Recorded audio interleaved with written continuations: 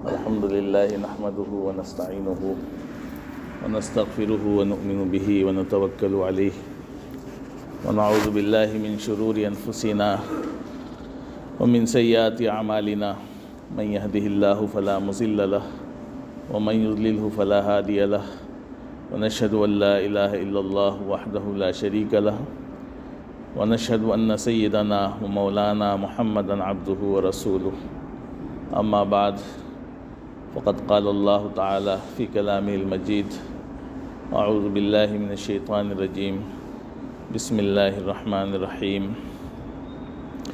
ربنا لا تزغ قلوبنا بعد إذ هديتنا وهب لنا من لدنك رحمة إنك أنت الوهاب صدق الله العظيم وقال نبينا محمد صلى الله عليه وسلم قل آمنت بالله ثم استقم او کما قال رسول اللہ صلی اللہ علیہ وسلم۔ محترم حضرات، اللہ تبارک و تعالی نے ہمیں اور آپ کو بے پناہ نعمتوں سے نوازا ہے۔ اللہ تبارک و تعالی نے ہر انسان کو اتنی نعمتیں عطا فرمائی ہیں، چاہے اس کے جسمانی لحاظ سے ہو یا دوسرے لحاظ سے ہو، کہ بندہ ان کو شمار بھی نہیں کر سکتا ہے، گننا چاہے تو گن بھی نہیں سکتا ہے۔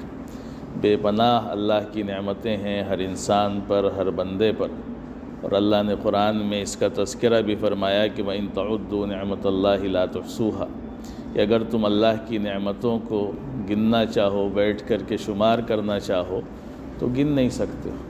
بہت اللہ کی نعمتیں ہیں ہم سب کے اوپر، لیکن ان نعمتوں میں سب سے بڑی نعمت، سب سے اہم نعمت، سب سے عظیم نعمت، سب سے قیمتی نعمت کیا ہو سکتی ہے؟ وہ سوچنے کی چیز ہے کہ بے پناہ نعمتیں تو ہیں اللہ کی ہر انسان پر، ہر بندے پر، لیکن سب سے بڑی نعمت جو ہمارے اوپر ہے، آپ کے اوپر ہے، جو لوگ یہاں بیٹھے ہیں ان کے اوپر ہے، وہ کیا چیز ہے؟ وہ ہے ایمان کی نعمت۔ ایمان ایک ایسی نعمت ہے، ایسی دولت ہے کہ جس سے بڑی دنیا کی کوئی نعمت نہیں، اور اس پر اللہ کا ہمیں شکر ادا کرنا چاہیے کہ ہمیں جو ایمان ملا، ہم میں سے اکثر وہی ہوں گے جن کو ایمان بغیر مانگے ملا ہے۔ ہم نے نہ کوئی اللہ کے ہاں درخواست دی، نہ اس کے لیے کوئی کوشش کی، نہ محنت کی، نہ کوئی قربانی دی، بس ایمان والے گھر میں اللہ نے پیدا فرما دیا۔ یہ اللہ کا احسان ہے۔ اگر وہی اللہ چاہتا تو وہ اس پر بھی قادر ہے کہ وہ ہمیں غیر ایمان والے کے گھر میں پیدا کر دیتا۔ یہ اللہ کی قدرت ہے۔ اللہ چاہتا تو آپ دیکھیں دنیا میں ایمان والوں سے زیادہ غیر ایمان والے ہیں، تو ہم بھی ان کروڑوں لوگوں میں سے اگر ہوتے جن کو اللہ نے ایمان کی نعمت سے محروم رکھا تو کتنی بڑی محرومی کی بات ہوتی۔ لیکن یہ اللہ کا احسان ہے کہ بندہ اس پر جتنا شکر ادا کرے کم ہے، کہ ایمان ایسی نعمت ہے کہ اس کا بدل کوئی دنیا کی دوسری نعمت ہو ہی نہیں سکتی۔ کسی چیز سے ایمان اور اسلام کا تبادلہ نہیں ہو سکتا ہے کہ انسان چاہے یا سوچے کہ اس کو جو ہے یہ نعمت چھن جائے اور دوسری کوئی دنیا کی نعمت ہو جس سے بڑی جو مل جائے، نہیں، اس سے بڑی کوئی نعمت نہیں۔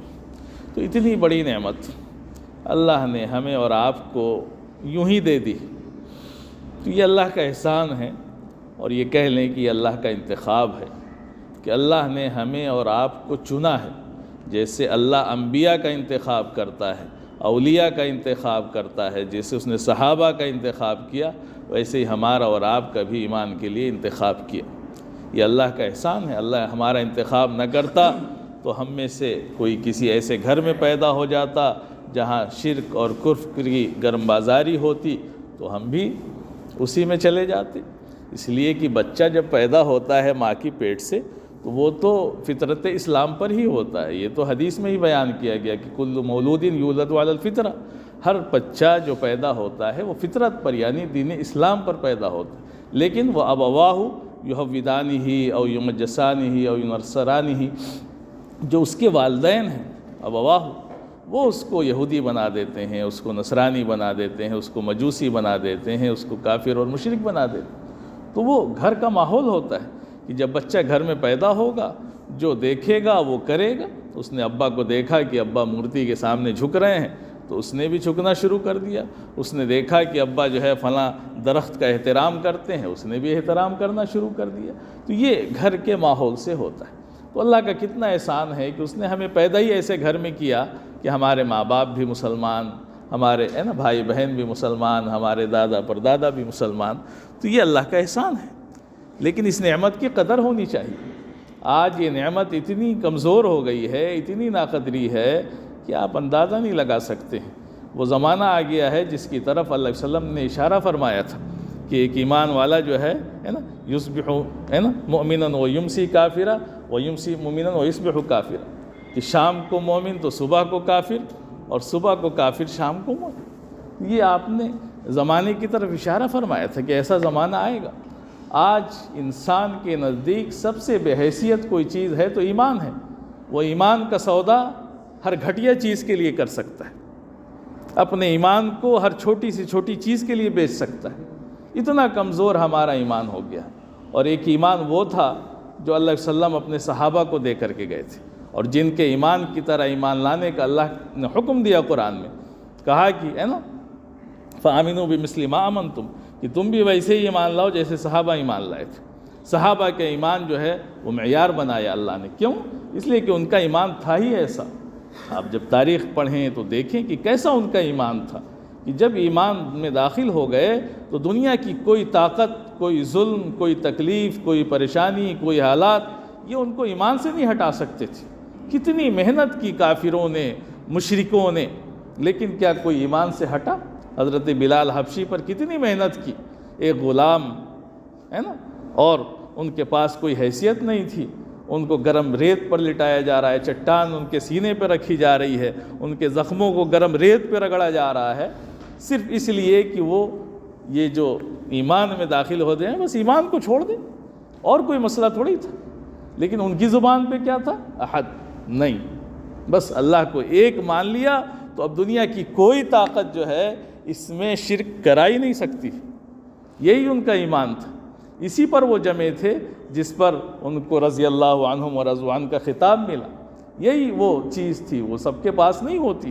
تو اس لیے ان کو وہ خطاب ملا کہ جب اللہ علیہ وسلم جنت میں گئے تو آپ نے کہا کہ بلال کیا بات ہے، کیا عمل کرتے ہو کہ تم جنت میں میرے آگے آگے چل رہے تھے، تمہاری جوتیوں کی آواز مجھے سنائی دی، جنت میں میرے آگے آگے تھے. تو یہ مقام ملا ایمان پر جمنے پر. تو سارا مسئلہ تو ایمان کا ہی ہے ہمارا. اور ساری دنیا کی جو طاقتیں ہیں وہ اسی بات کی تو کوشش کر رہی ہیں نا کہ ہمارے ایمان کو چھین لیں.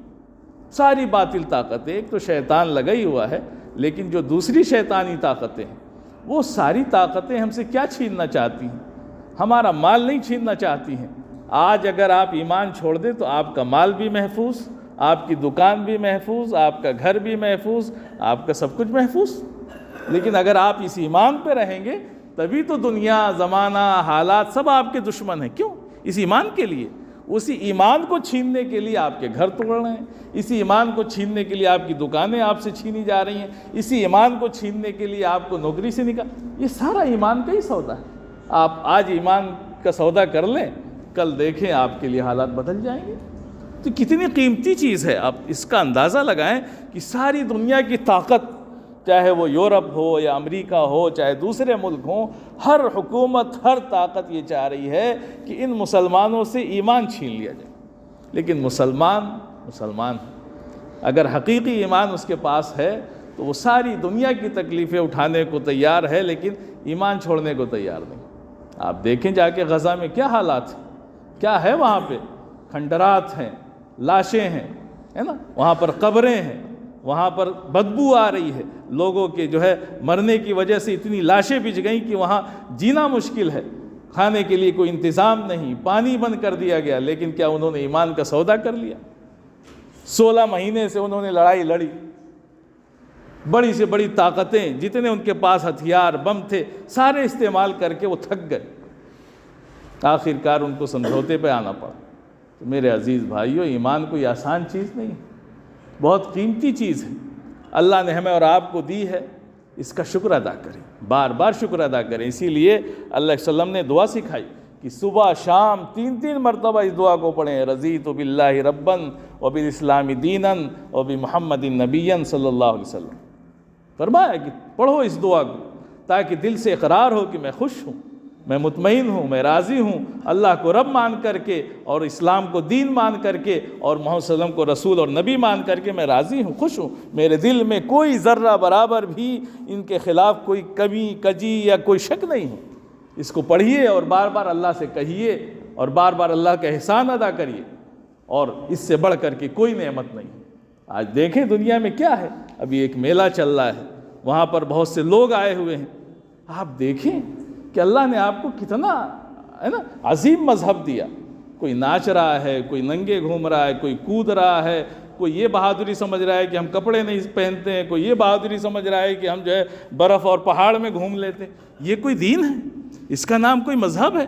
اس کو دین، اس کو مذہب بنا کر کے پیش کیا جا رہا ہے کہ وہ فلاں صاحب جو ہے 10 سال سے بیٹھے ہی نہیں۔ کون سا کمال کر دیا نہیں بیٹھے تو؟ یہ تو پریکٹس کی چیز ہے۔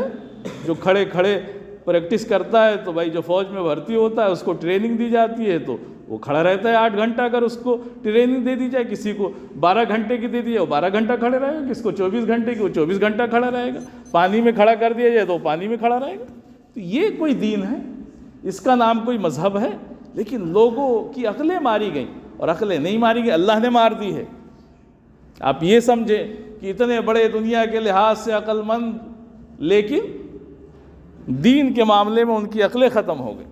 ایک بزرگ کا واقعہ لکھا کہ ایک بادشاہ تھا، تو اس کا ایک پرندہ تھا، وہ پرندہ جو ہے وہ گھر سے غائب ہو گیا۔ جب گھر سے غائب ہوا تو پہلے زمانے میں جو سرحدیں ہوتی تھی، دروازے لگے ہوتے تھے چاروں طرف سے، تو اس نے حکم دے دیا کہ سارے دروازے بند کر دیے جائیں۔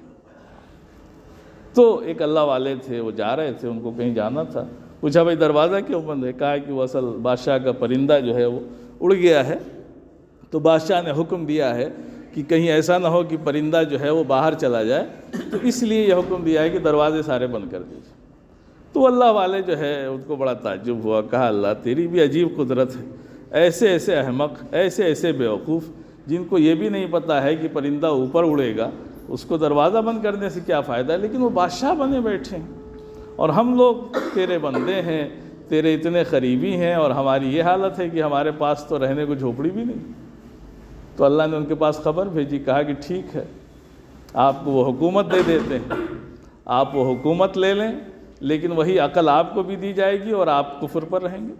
آپ کیا اس کو پسند کرتے ہیں کہ وہ حکومت آپ کو مل جائے، آپ کی عقل بھی ویسے ہی اس احمق کی طرح کر دی جائے، اور پھر آپ کفر پر جئیں اور کفر پر مریں؟ کہا کہ نہیں، میں اس اپنی فوراً انہوں نے توبہ بھی کی اللہ کے سامنے کہ نہیں، یہ تو غلط خیال میرے دل میں آیا کہ مجھے دنیا کی حکومت مل جائے اور کفر پر مروں تو اس سے کیا فائدہ۔ تو ایمان کتنی بڑی چیز ہے بھائی، کیا ہے دنیا میں، کیا ہے؟ اگر دنیا میں ایک ایمان والے کو کچھ بھی نصیب نہ ہو، کچھ نہ ملے، اس کو ایک وقت کی روٹی نہ ملے، سر چھپانے کو ایک جھوپڑی نصیب نہ ہو، اس کے بدن پہ کپڑے نہ ہوں، لیکن پھر بھی ایمان کی حالت میں مرا، کامیاب ہے، وہ کامیاب ہے۔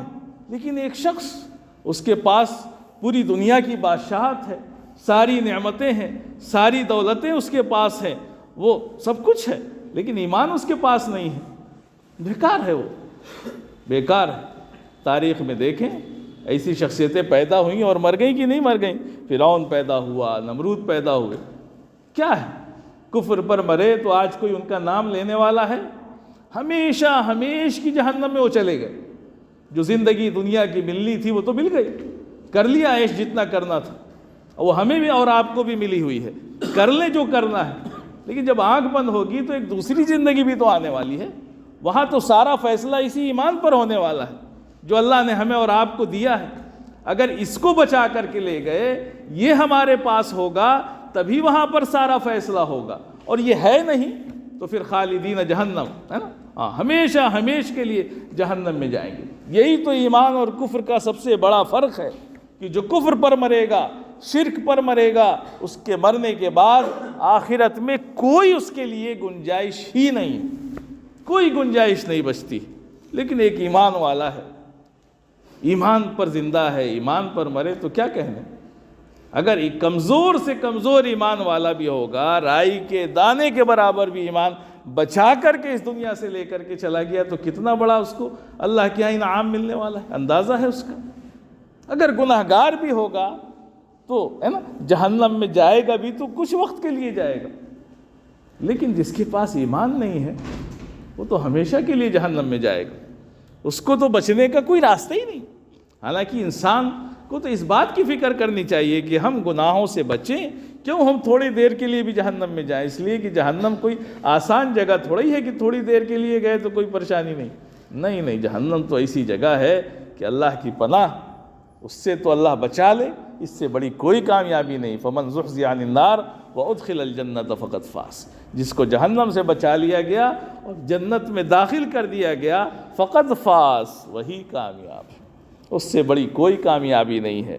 تو میرے عزیز بھائیوں، اللہ کی بہت بڑی نعمت ہمارے اور آپ کے پاس ہے، جسے ایمان کہتے ہیں، جسے اسلام کہتے ہیں۔ دنیا میں آج کل ایک بڑا فیشن چلا ہے، آدمی کہتا ہے سارے مذہب اچھے، کوئی مذہب اچھا نہیں، کوئی مذہب اچھا نہیں ہے، اس کو کان کھول کے سن لیں۔ ان الدین عند اللہ الاسلام، بس اللہ کے ہاں اگر کوئی چیز قابل قبول ہے، کوئی راستہ چلنے کا ہے تو وہ اسلام، اس کے علاوہ کوئی راستہ نہیں ہے جو انسان کو جنت تک پہنچا سکے۔ سارے راستے باطل ہیں، طاغوت کے ہیں، شیطان کے ہیں، کوئی راستہ ہمیں وہاں تک نہیں پہنچا سکتا ہے۔ تو میرے عزیز بھائیوں، دوستوں، ہمیں اور آپ کو اس کی فکر کرنی ہے کہ اللہ نے نعمت تو بہت اونچی دی ہے، لیکن اس نعمت کی ہمارے ہاں قدر نہیں، جس کا نتیجہ ہے کہ آج کیا حالات ہو گئے ہیں۔ آج ہماری بیٹیاں، ہمارے بچے ہے نا کفر اختیار کر رہے ہیں، کتنی بڑی تعداد ہے۔ آج آپ پڑھیں تو پتہ چلے گا کہ روزانہ کتنی بچیاں ہیں جو مرتد ہو رہی ہیں۔ کیوں مرتد ہو رہی ہیں؟ اسی لیے ہو رہی ہیں ان کو ایمان کی قیمت، ایمان کی اہمیت پتہ نہیں، وہ جانتی نہیں کہ ایمان کیا چیز ہے، کہ ایمان ایک ایسی قیمتی چیز ہے کہ جس کی بنیاد پر ہی آخرت کے سارے فیصلے ہونے ہیں۔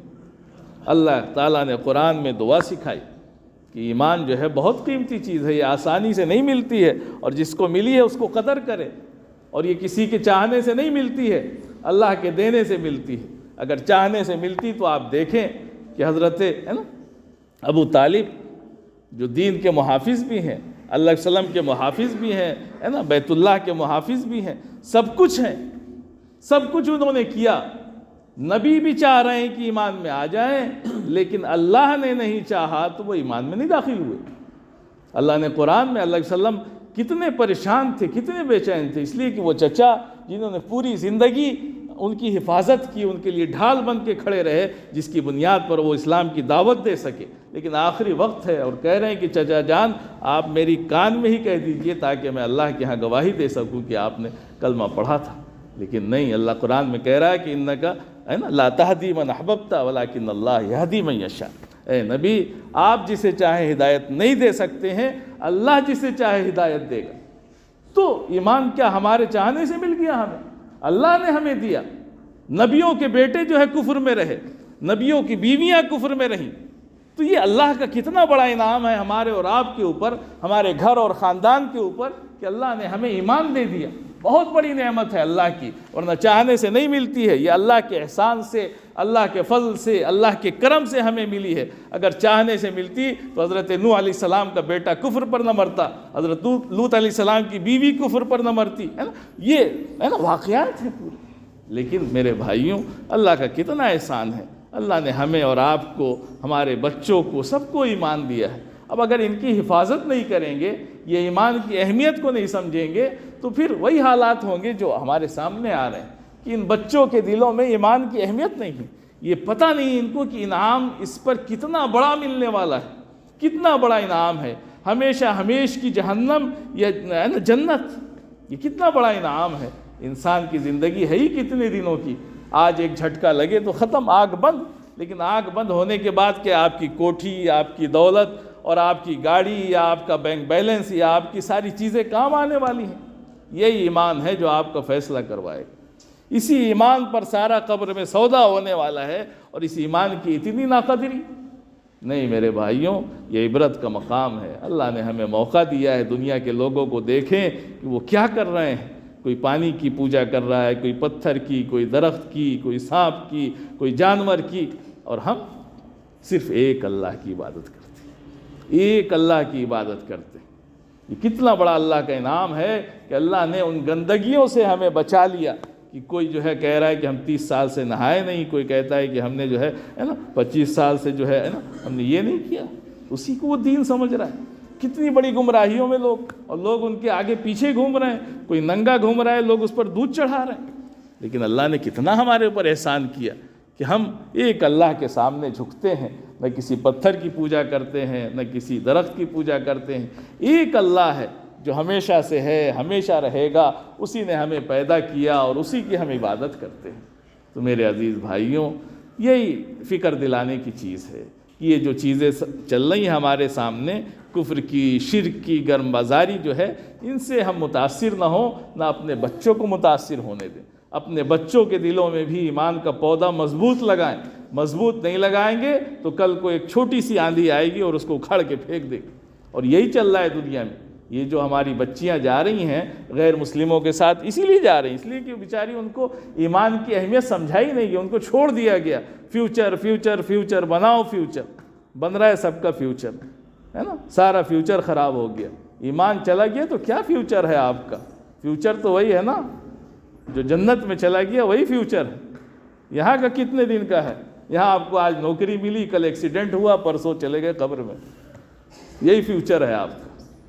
تو یہاں کے فیوچر کی بہت فکر ہے، بہت فکر ہے، ساری چیزیں اس کے لیے قربان، لیکن اس فیوچر کی فکر نہیں ہے جہاں سے کبھی واپس ہی نہیں آنا ہے۔ جہاں چلے گئے ایک بار تو کبھی واپس نہیں آنا ہے اس قبر سے۔ اور اللہ نے ایسا نظام نہ بنایا ہوتا غیب کا، آپ کو اگر چیزیں نظر آتی تو سمجھ میں آ جاتی باتیں، لیکن اللہ نے نظام ہی ایسا بنایا۔ اسی کا نام تو امتحان ہے۔ یہی تو اللہ امتحان لے رہا ہے کہ بغیر دیکھے ہوئے آپ مانیں اور اس امتحان میں جا کر کے کامیاب ہوں۔ اور نہیں مانیں گے تو کیا اللہ کا نقصان ہے؟ کوئی نقصان نہیں ہے۔ وہاں تو جہنم ہے جو روز لگاتی ہے حل میں مزید کا نعرہ لگاتی، اس کا تو پیٹ ہی نہیں بھرے گا کبھی، وہ تو کہتی کہ اور دیجئے ہمیں۔ تو میرے عزیز بھائیوں، بڑی فکر کی چیز ہے، بڑے مشکل حالات چل رہے ہیں، ہر طرف سے کفر کی محنت ہو رہی ہے، کوشش ہو رہی ہے، اور اس بات کی کوشش کی جا رہی کہ کیسے بس ایمان والوں کا ایمان چھین لیا جائے۔ آپ کا ایمان چلا جائے، اس کے بعد آپ بہترین نام رکھیں۔ آپ کے نام سے نہ کوئی اعتراض ہے نہ کچھ، اصل اعتراض تو کس سے ہے؟ آپ کے ایمان سے۔ ورنہ تو دیکھیے گورنر بھی ہے عارف محمد خان، کتنا اچھا نام ہے، لیکن بہترین پوجا کرتا ہے وہ جا کر کے۔ کیا ہے؟ نام سے انہیں چڑ ہے، نام سے چڑ ہوتی تو اس کو گورنر بناتے، اور آپ کو ایک جو ہے چپراسی بنانے کو وہ تیار نہیں۔ مسئلہ نام کا نہیں ہے، مسئلہ ایمان کا ہے صاحب۔ تو اس پر غور کریں، سوچیں کہ ہمارے پاس اگر کوئی نعمت ہے، کوئی قیمتی چیز ہے اللہ کی طرف سے، سب سے بڑی قیمت تو وہ ایمان ہے۔ ہم اللہ پر، اس کے رسول پر ایمان رکھتے ہیں۔ دنیا کی کوئی طاقت، کوئی دولت، کوئی حکومت آ جائے، سب کچھ دینے کو ہم تیار ہیں۔ اپنا گھر دے دیں گے، اپنا مکان دے دیں گے، اپنی جان دے دیں گے، لیکن اپنا ایمان نہیں دیں گے۔ اس پر ہمیں جمنا ہے، سب کچھ دے دیں گے۔ اور کیا ہمارے لوگوں نے سب کچھ چھوڑ دیا۔ دیکھیے غزہ والوں نے سب کچھ چھوڑ دیا، اور ہر زمانے میں ایسے لوگ ہوئے سب کچھ چھوڑ دیا۔ صحابہ نے مکہ چھوڑ دیا، علیہ وسلم نے مکہ چھوڑ دیا، لیکن سارا مسئلہ ایمان کا تھا کہ اس ایمان کو ہمیں بچا کر کے قبر تک لے جانا ہے۔ آؤ ہمیں گولی مار دو، آؤ ہمیں کچھ بھی کر دو، لیکن ہم ایمان نہیں چھوڑیں۔ یہ ہمیں تربیت دینی ہے اپنے بچوں کو بھی، اپنے گھر میں بھی، کہ ایمان کا سودا نہیں ہونا ہے۔ چاہے دنیا کا کچھ بھی ہو جائے، ہمیں اپنے ایمان پر جمے رہنا ہے۔ اگر ایمان ہمارا بچ گیا تو سمجھیے کہ سب کچھ بچ گیا، اور ایمان چلا گیا تو ہمارا کچھ بھی نہیں بچا۔ تو اس ایمان کی فکر کرنی ہے میرے بھائیوں، بہت فکر کی ضرورت ہے۔ ساری محنت، ساری کوشش اور ساری طاقتیں اسی ایمان کو چھیننے کے لیے لگا دی گئی ہیں۔ موبائل کے سارے وسائل اسی بات کی محنت کر رہے ہیں کہ ہمارا ایمان چلا جائے، ہم کمزور ایمان والے رہیں۔ جتنا کمزور ایمان ہوگا اتنے ہی مشکل حالات میں ہم ہوں گے، اور جتنا ہمارا اچھا ایمان ہوگا، اللہ کی طرف سے دل میں وہ سکون ہوگا، وہ اطمینان ہوگا کہ پھٹے کپڑے میں بھی ہوں گے تو ہمارے دل میں وہ سکون ہوگا جو اچھے مکان میں اور اچھے کپڑوں میں نہیں ہوگا۔ یہ سارا ایمان کا ہی مسئلہ ہے۔ تو اللہ تبارک و تعالی ہمیں اور آپ کو اس بات کی توفیق عطا فرمائے یہ ایمان جس کے لیے اللہ نے قرآن میں دعا سکھائی کہ ربنا لا تزغ قلوبنا بعد اذ ہدیتنا وہب لنا من لدنک رحمہ انک انت الوہاب، کہ اللہ سے بار بار یہ دعا کیا کہ اللہ جو تو نے ہدایت دے دی ہے تو اس ہدایت پر ہمیں باقی بھی رکھ، ہمارے دل میں گمراہی کجی نہ پیدا ہو اور ہم اسی ایمان پر جئیں اور اسی ایمان پر مریں۔ توفنا مسلموں والحقنا بالصالحین، اسلام پر وفات دے اور نیک لوگوں کے ساتھ ہمارا حشر کر۔ اللہ تبارک و تعالی ہم سب کو کہنے سننے سے زیادہ عمل کی توفیق عطا فرمائے۔